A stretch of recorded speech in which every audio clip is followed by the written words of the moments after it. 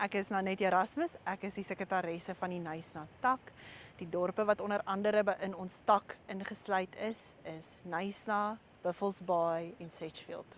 Die grootste uitdagings wat ons in die Knysna omgewing ervaar is munisipale verval. Onder dit sluit ons in slaggate in die paaie, strepe wat nie geverf word nie, die waterkrisis en die vulliskrisis. AfriForum het al met oplossings gekom soos om slaggate reg te maak. Ons het 'n groot slaggat in die dorp reggemaak. In Buffelsbaai het ons onlangs die verfraai Buffelsbaai veldtog gehardloop. Vir dit het ons al die padtekens in Buffelsbaai geverf. Ons het ook voorheen in Buffelsbaai die badkamers gehelp herstel wat die publiek kan gebruik tydens vakansietye. Op die huidige oomblik is ons besig met slaggate herstel hier in Azalia Straat in Knysna.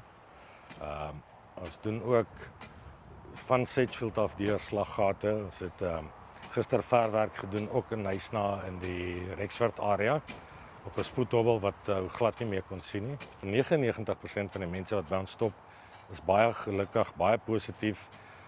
Almal het areas wat hulle wil uitwys, wat hulle wil hê ons moet ekstra kom doen en vra kan ons nie na hulle strate toe kom nie, kan ons nie slaggate vir hulle kom regmaak nie, kan ons nie bietjie kom verf van hulle areas nie. Hele paar mense al by ons gestop en vra kan hulle net vir ons 'n watertjie bring, is baie warm vandag.